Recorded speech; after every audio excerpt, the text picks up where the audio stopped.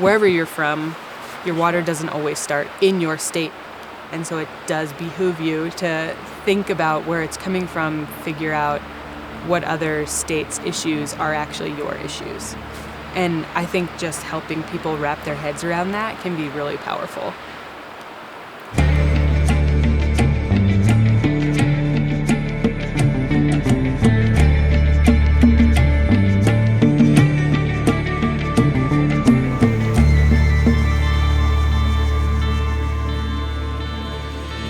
What kind of started getting the wheels turning for me and making connections was realizing that everywhere I drove around the state, towns were kind of built like facing away from the river. Like we're not gonna, because it was usually, kind of an industrial focus or an agricultural focus that the river water had in a lot of these western communities.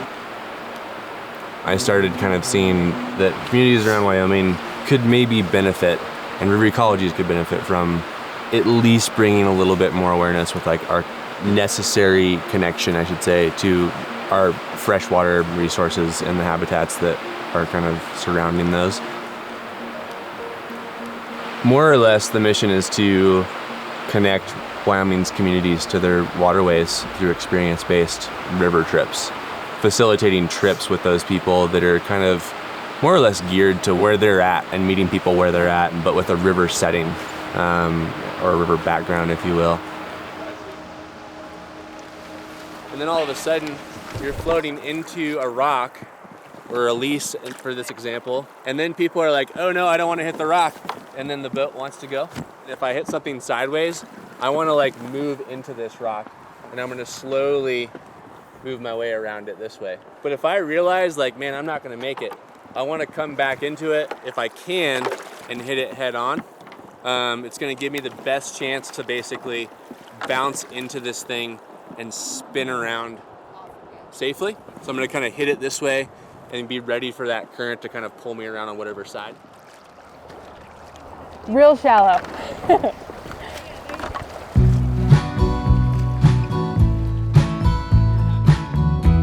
So conversations about groundwater, conversations about source, and then where the water is going and who besides us uses it. The water we're floating on is the water we drink. Having that conversation, it's my hope, plants the seed that when they go home, they're curious about their water, their watershed. Is it a finite resource?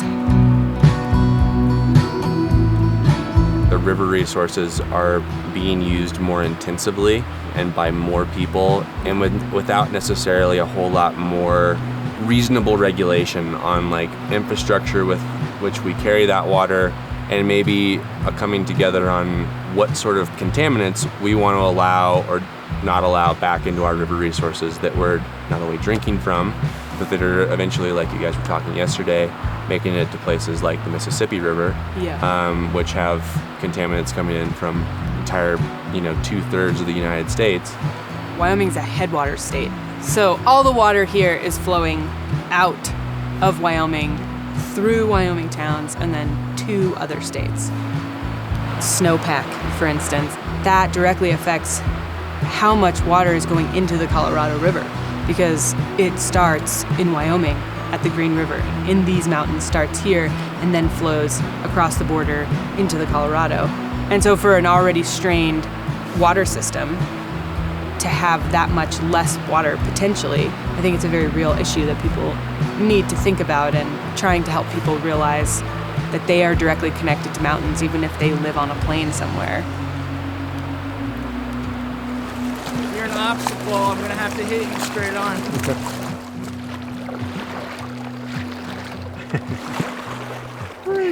Yeah, I just learned this one. Having had experience in, I'll call it the traditional rafting approach, and then with the model you've developed so far, have you seen any like patterns with how people, digest the experience differently? Like, are you starting to, see the effect of it? Yeah, and I guess two things. I think overall, smaller, more intimate trips are becoming the thing that people are looking for.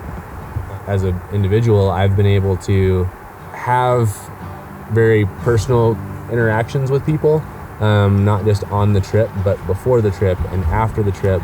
And like, you really create kind of a friendship and connection with those people that you're with.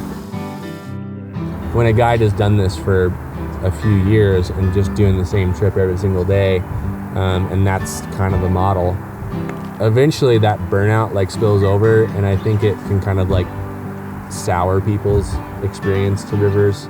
It almost facilitates a disconnect between the user and the resource. Like even from a recreation standpoint, oh, the river's there for me to recreate on, instead of thinking about sustainable use in a recreation sense too. Because if everyone has that mindset, that's when the like loving a place to death thing happens. I've really enjoyed in the different trips that we do and the different people that we take, and thinking about what type of experience makes sense for this river, and then figuring out what resources we can share with them, or what meals we can prepare, like the things that we can talk about on the trip, you know. And that's been really fun for me to have the freedom to do that, and the time to do that, for sure. Good deal. So, Sweet. Well, should we get back? We shall. Back to it.